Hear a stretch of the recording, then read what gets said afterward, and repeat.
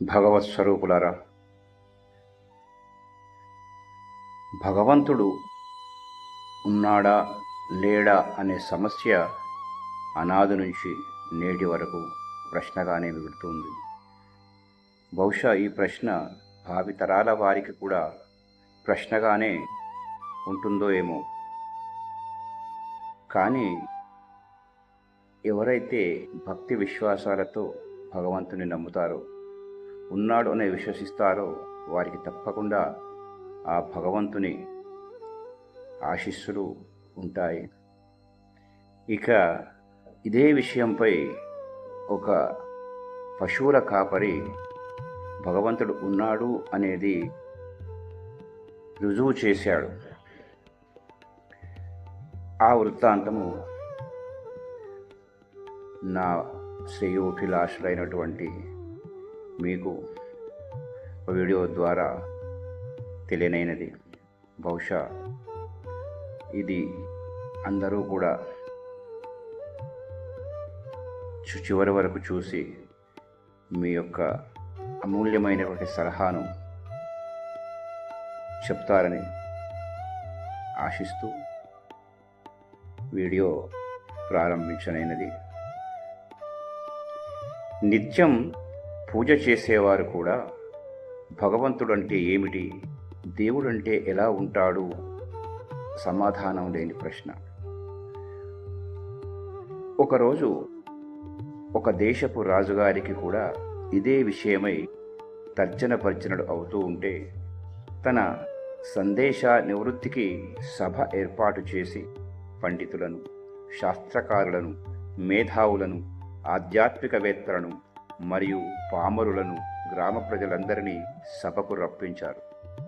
తాను ఒక 3 ప్రశ్నలు వేస్తానని, వాటికి సరియైన సమాధానం చెప్పిన వారికి తగిన పారితోషికం ఉంటుందని, చెప్పని వారికి కఠిన శిక్ష ఉంటుందని రాజుగారు విన్నవించాడు.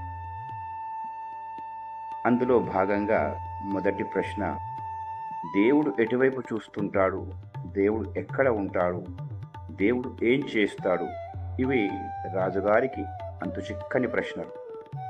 సభలో ఎవరు సమాధానం చెప్పలేక భయభ్రాంతులవుతూ ఉన్నారు. ఎవరు కూడా ముందుకు రాలేకపోతున్నారు. ఆ సభలో అదే రాజ్యంలో ఉండే ఒక పశువుల కాపరి ముందుకు వచ్చాడు. సభలోని వారందరూ ఆశ్చర్యపోతున్నారు. వీడేం సమాధానం చెప్తాడని చెవులు కోసుకొని చూస్తూ ఉన్నారు. పశువుల కాపరి లేచి, రాజా, మీ ప్రశ్నలకు జవాబులు నేను చెప్తాను అని లేచాడు. అప్పుడు రాజు, బాలక, మంచి వారే సమాధానం చెప్పలేక చతికిలబడ్డారు.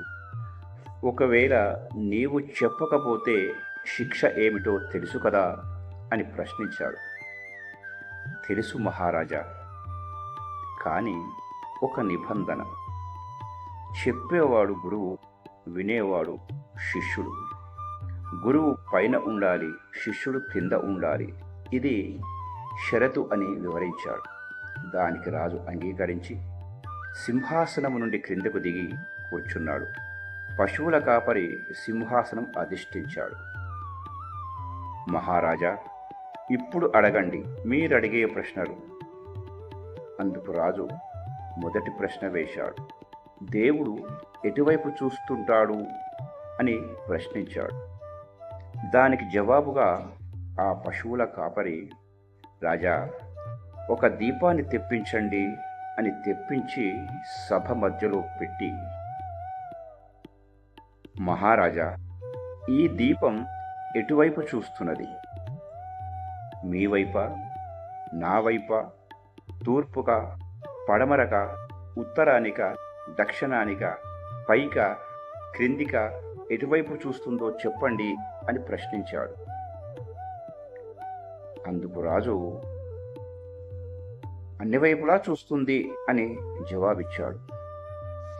అందుకు ఆ పశువుల కాపరి, రాజా, ఇంత చిన్న దీపం అన్ని వైపులా చూడగలిగినప్పుడు పరంజ్యోతి స్వరూపుడైన ఆ పరంధాముడు అన్ని వైపులా చూడలేడా? సమస్త జీవుల కళ్ళల్లో వెలుగుగా ఉన్న పరంజ్యోతి పరమాత్మే. మరిక రెండవ ప్రశ్న అడగండి. అందుకు రాజు, సరే, మరి దేవుడు ఎక్కడ ఉన్నాడు, ఎక్కడ ఉంటాడు అని ప్రశ్నించాడు. అందుకు ఆ పశువుల కాపరి, రాజా, ఒక చిన్న పాత్రలో పాలు తెప్పించండి, మీ ప్రశ్నకు సమాధానం దొరుకుతుంది అని చెప్పాడు. రాజభటులు పాలు తీసుకొని వచ్చారు. పశువుల కాపరి, మహారాజా, ఈ పాలల్లో నెయ్యి ఎక్కడ ఉందో చెప్పగలరా అని ప్రశ్నించాడు. అందుకు రాజు నవ్వుతూ, పాలను మరగబెట్టిన తర్వాత మజ్జిగ కలిపిన కొద్ది గంటలకు పెరుగు తయారవుతుంది. దాని చిలకగా వెన్న వస్తుంది. వెన్నను కాస్తే నెయ్యి వస్తుంది అని జవాబిచ్చాడు. రాజా, సరిగ్గా చెప్పారు మహారాజా. అలాగే హృదయం అనే పాలను గురువు అనే నిప్పులపై మరిగించి మనస్సు అనే తోడు వేసి స్థిరంగా ఉంచితే వచ్చే సత్యం అనే పెరుగు సాధన అనే కవ్వంతో చిలికితే జ్ఞానం అనే వెన్న వస్తుంది. ఆ సాధన అంతర్ముఖం అనే నిప్పులపై బాగా కాచినట్లయితే పరమాత్మ అనే నెయ్యి వస్తుంది అన్నాడు ఆ పశువుల కాపరి. సభలో హర్షధ్వానాలు మిన్నుముట్టాయి. ఇక ఇక చివరి ప్రశ్న అడగండి మహారాజా అని ప్రశ్నించాడు ఆ పశువుల కాపరి. రాజుగారు ఇలా ప్రశ్నించాడు. దేవుడు ఏం చేస్తాడు అని ప్రశ్నించాడు రాజుగారు. అందుకు ఆ పశువుల కాపరి, మహారాజా, నేను పశువుల కాపరిని, మీరు మహారాజు. క్రింద కూర్చోవలసిన నన్ను మీద కూర్చోబెట్టారు. మీద కూర్చోవలసిన మీరు కింద కూర్చున్నారు. ఇదే పరమాత్మ లీల. సత్కర్మలు చేసే జీవులను పై కర్మలో ఉన్న ఉత్తమ జన్మలుగా మార్చడం, దుష్కర్మలను చేసే జీవులను మరుజన్మలో క్రింది స్థాయికి పంపడమే ఆ పరమాత్ముని పని అని వినయంగా జవాబిచ్చాడు ఆ పశువుల కాపరి. సభలో గంభీర వాతావరణం నెలకొంది. రాజు పశువుల కాపరి ముందు తలదించుకొని క్షమించమన్నాడు. పశువుల కాపరి రూపంలో ఉన్న ఆ పరమాత్మ తాను వచ్చిన దిక్కుగా తిరుగు ప్రయాణమయ్యాడు. భగవంతుడు సర్వాంతర్యామి. దేవుణ్ణి నమ్మినవాడు ఎన్నడూ చెడిపోయినట్లు చరిత్రలో లేదు. ధర్మో రక్షతి రక్షితః. శుభం భూయాత్. మరిన్ని మంచి వీడియోలతో